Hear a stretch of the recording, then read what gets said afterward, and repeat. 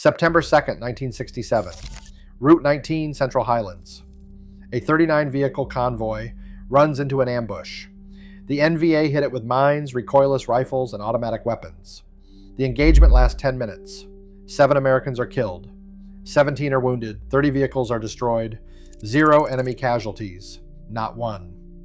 11 weeks later, on the same road, the same enemy ran the same ambush against the next convoy. The engagement lasted 20 minutes. 41 of them were dead when it was over. Nothing changed about the road. Nothing changed about the enemy's tactics.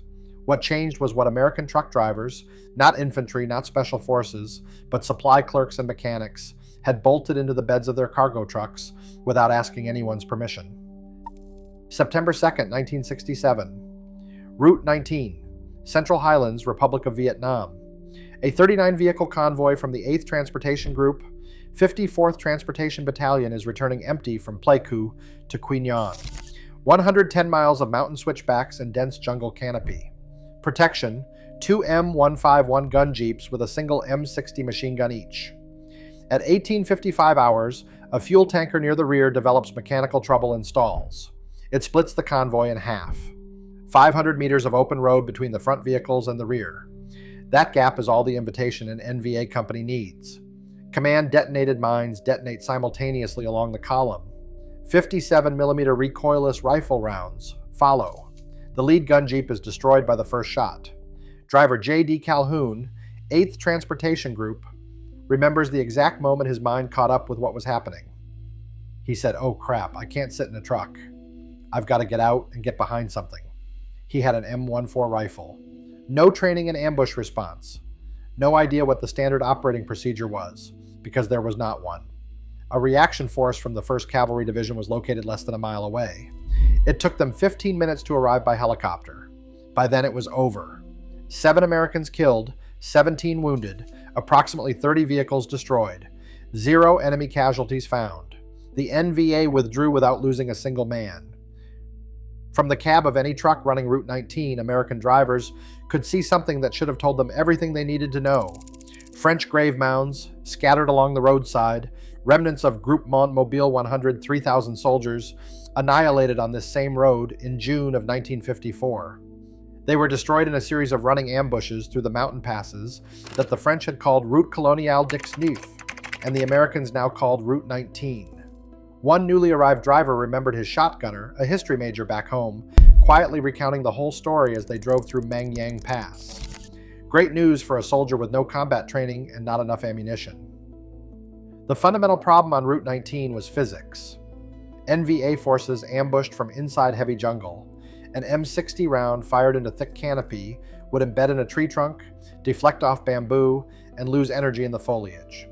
You could put an entire belt of 7.62mm rounds into that jungle and the men behind the trees would never feel it. The V-100 Commando armored cars that arrived in mid-1967 were underpowered and mechanically unreliable. Veterans would later call them death traps. The M151 gun jeeps carried weapons that could not reach through the cover the enemy was standing behind. Nothing in the convoy's organic inventory could solve the problem. Nothing, that is, until Colonel Joe Bellino, commanding officer of the 8th Transportation Group, looked at what September 2nd had cost and made a decision. He was going to arm his truck drivers. He was not going to ask permission. The weapon Bellino reached for wasn't designed for this. The W.L. Maxson Corporation of New York built the M45 quad mount in 1942 to shoot aircraft out of the sky. 4 M2HB Browning heavy barrel machine guns mounted in a single electrically powered turret with traverse, elevation, and firing all controlled by one man through 2 hand grips and a reflex sight. 1 canvas seat surrounded by the 4 barrels pointing in every direction. Designed to track a fast-moving target across a clear blue sky. What the Army discovered in Europe and confirmed in Korea was that the weapon did something to infantry that no anti-aircraft gun was supposed to do. It erased the terrain between the gunner and the target. At maximum cyclic, 4 barrels, fired simultaneously, produce roughly 2,300 rounds per minute, 40 rounds per second. Not a burst. A sustained, continuous roar that veterans consistently describe not as individual gunfire, but as a single wall of sound. a physical thing you feel in your chest before you process it as noise. And the round it fires is the 50 caliber BMG, a projectile that has been punching through engine blocks since the First World War. An M60 round embeds in a tree trunk. The 50 BMG cuts the tree down. 4 of them simultaneously do not suppress the jungle. They remove it. In Korea, the Chinese People's Volunteer Army attacked in human waves, thousands of soldiers advancing across open ground at night, the logic being that sheer mass would overwhelm defensive positions before they could be adequately engaged. The M45 broke those attacks, not by suppressing them, by physically destroying the men making them. The Army converted 1,200 half-tracks to carry the mount. The men who watched what those guns did to infantry in the open gave it a name: the meat chopper. That name was earned before Vietnam, before Route 19, before anyone imagined bolting the thing into the back of a cargo truck. In the summer of 1967, before the September disaster, Colonel Bellino and Lieutenant Colonel Philip N. Smiley were already experimenting with armed trucks. After September 2nd, experimentation became directive. Lieutenant Colonel John Burke, commanding the 27th Transportation Battalion, ordered construction from pre-cut steel plating he had already requisitioned that summer. The M55 trailer was the standard platform for the M45, a proper two-wheeled towed mount designed for static anti-aircraft positions. In the 8th Transportation Group's maintenance yards, crews pulled the mount off its trailer and bolted it directly into the bed of an M54 5-ton 6x6 truck. The Army had a proper system. The men in the shops decided the truck was faster. Battalion commanders directed the builds. Company commanders picked the crews. Then they stepped back and let the mechanics decide what the trucks became. One of those crews would eventually receive a Medal of Honor for what they did aboard one of these trucks. That story is coming. But first, what the weapon actually did the first time an ambush walked into one. November 24th, 1967. 11 weeks after September 2nd. Same road, same enemy, same jungle passes. The first hardened convoy, equipped with improvised gun trucks, rolled west through Ambush Alley. The North Vietnamese Army attacked as they had attacked every convoy before, with command-detonated mines, recoilless rifle fire, and concentrated automatic weapons from covered positions in the tree line. What came back at them was different.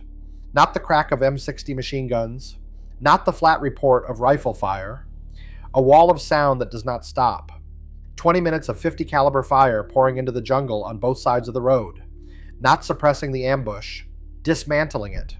4 gun trucks working the tree line, the rounds going through the first row of trees, and through the second row, and through whatever was behind the second row. 41 Viet Cong confirmed dead, 4 captured, 2 Americans killed, 17 wounded.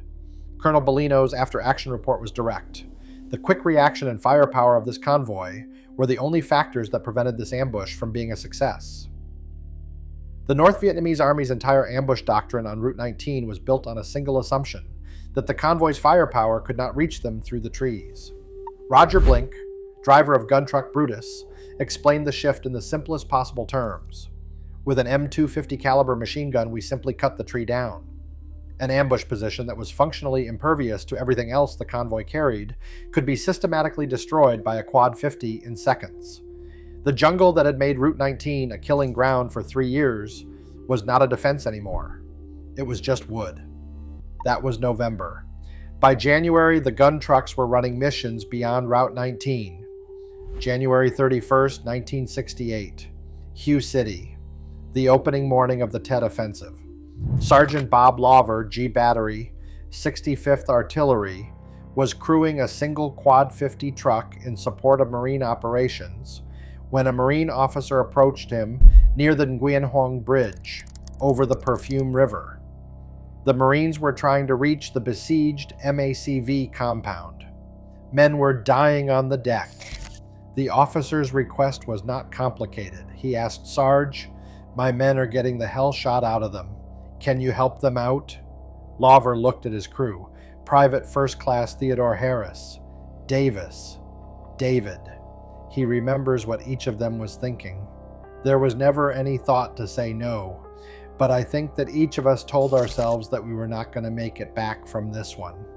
They drove the quad 50 truck onto the bridge, into direct fire. Dead and wounded Marines lined both edges of the deck, men using the bodies of their dead as cover to keep shooting. At the north end, Lover opened on NVA positions in the multi-story buildings across the river. He watched his tracers go through the first wall of a concrete bunker, through the second wall. He watched them strike sparks off the surface of the Perfume River beyond. When the firing stopped, the bunker was a pile of sand. An NVA soldier appeared at the corner of that position with a grenade. Lover later described what came next with the particular dry humor of a man who has had a long time to think about how close it was. He said he yelled "grenade," and they all jumped off the truck and took cover beneath the truck bed. He remembers hiding behind the dual wheels of the truck, shooting at this NVA with an old Smith & Wesson .38 caliber revolver. All the while, there were 4 perfectly good .50 caliber machine guns over his head. The grenade was a dud. Sergeant Lover received a Silver Star and his second Purple Heart. His 3 crew members received Bronze Stars with the V device. Surviving Marines of Gulf Company, 2nd Battalion, 5th Marines told him later they believed fewer of them would have been alive without that one quad 50 on that bridge. The men of the 359th Transportation Company, 27th Transportation Battalion had their own truck. They called it Brutus. Specialist 4 Larry Gilbert Dahl had not originally crewed it. He and 3 friends, Ronald Mallory, Charles Huser, Richard Bond, had come to it the way men come to things that need doing. When the original Brutus crew was hit in November of 1970, 1 man was killed and 2 were badly wounded. Dahl's group volunteered from the motor pool. They cleaned the blood out of the gun box. They repaired the damage. They repainted the name. They wanted the enemy to see no signs of what the truck had already cost. Specialist 4 Dahl was 21 years old, from Oregon City, Oregon. He had requested combat duty in Vietnam 3 times before his orders came through. February 23, 1971, and Key Pass, Route 19.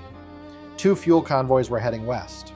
A large North Vietnamese army force ambushed the lead convoy at the top of the pass, disabling gun truck the Creeper with an RPG in the opening seconds. The 359th Transportation Company convoy halted at the base of the mountain. Gun trucks Brutus, the Untouchable, the Misfits, and gun jeep Lil Brutus raced up the mountain road into the active kill zone. Ambush had turned the pass into a battlefield. The ambush had been running for 30 minutes. Fuel tankers were burning. The lead convoy's crews heard Brutus's guns open up as it came around the bend. Their accounts later described morale improving significantly at that sound. 15 more minutes of fighting passed before the contact subsided. As the gun trucks began to withdraw, a hand grenade sailed into Brutus's gun box. Specialist 4 Larry Gilbert Dahl saw it first. He called a warning, then he covered it with his body. He was killed instantly. Sergeant Hector Diaz, Ronald Mallory, and Charles Huser survived. The Medal of Honor was presented by Vice President Gerald Ford on August 8, 1974, at Blair House, to Dahl's widow Michelle and his 6-year-old son Michael. Diaz's son, born 4 days after the action at Ankei Pass, found words for it years later. February 23, 1971 was only 4 days before I was born. Had you not jumped on that grenade for my dad and the others in that truck that day? He left the sentence where it belonged, unfinished. The NVA did not stop ambushing convoys. They studied the problem and adapted. Richard Kilblain, Transportation Corps historian and the definitive scholarly authority on convoy operations in Vietnam, documented the evolution. The first adaptation was targeting priority, destroy the gun truck before engaging the convoy. RPGs were retasked as the opening shot, aimed at the most heavily armed vehicle in the column, the Creeper at Key Pass. Proud American destroyed by a B-40 rocket on Route 9 during Operation Lamson 719. Satan's Little Angel destroyed in a night ambush on the same road. Richard B. Fraser killed. Chester Red Israel medevaced with severe wounds. The second adaptation was the Decoy, a first kill zone designed to draw gun trucks off the road, with a second kill zone further ahead, waiting for the unprotected cargo vehicles trying to escape the first. The deterrent effect was real. It was also double-edged. Units that armed their trucks found the enemy letting their convoys pass to attack the weaker-looking ones following behind.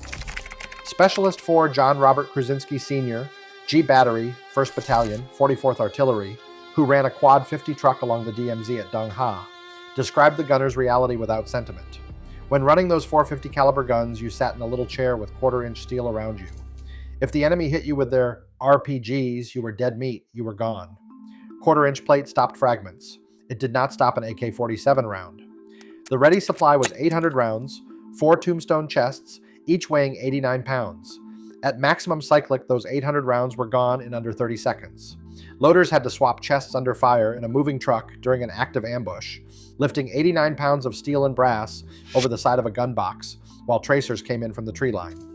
The electrical system, traverse, elevation, firing, ran on 2 6-volt batteries in Vietnam's 100% humidity. Corrosion found every connector. Moisture found every seal. If the power died, the mount was a very heavy pile of steel that could not rotate. During Operation Lam Son 719, the 523rd Transportation Company lost 3 gun trucks in under 30 days. Ace of Spades destroyed February 16th.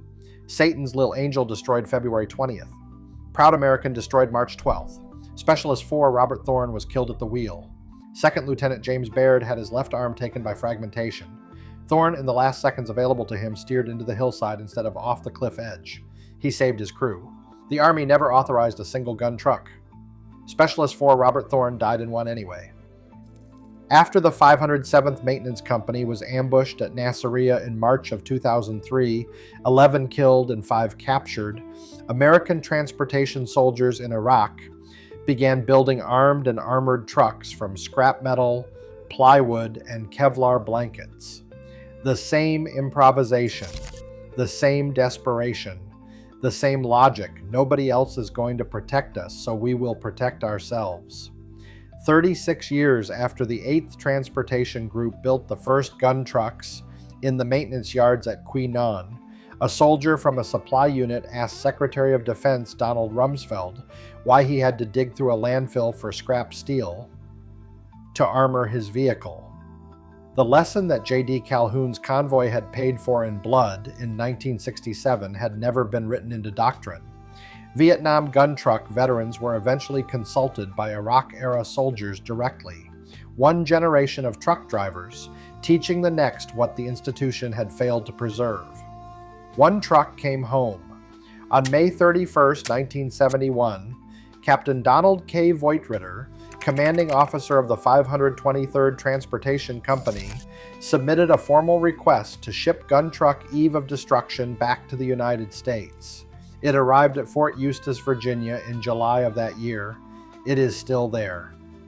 Sammy C., rear gunner on Ace of Spades, did not talk about Vietnam for 30 years.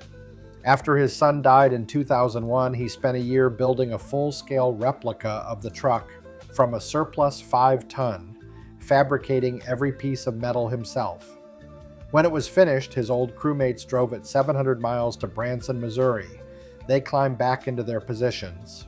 C passed away in 2018. The replica stood as a testament to what they had lived through. September 2nd, 1967. 7 dead. 0 enemy killed. The North Vietnamese Army withdrew without losing a man. What the truck drivers of the 8th Transportation Group decided in the weeks that followed was that the road was not going to keep working that way. They were right.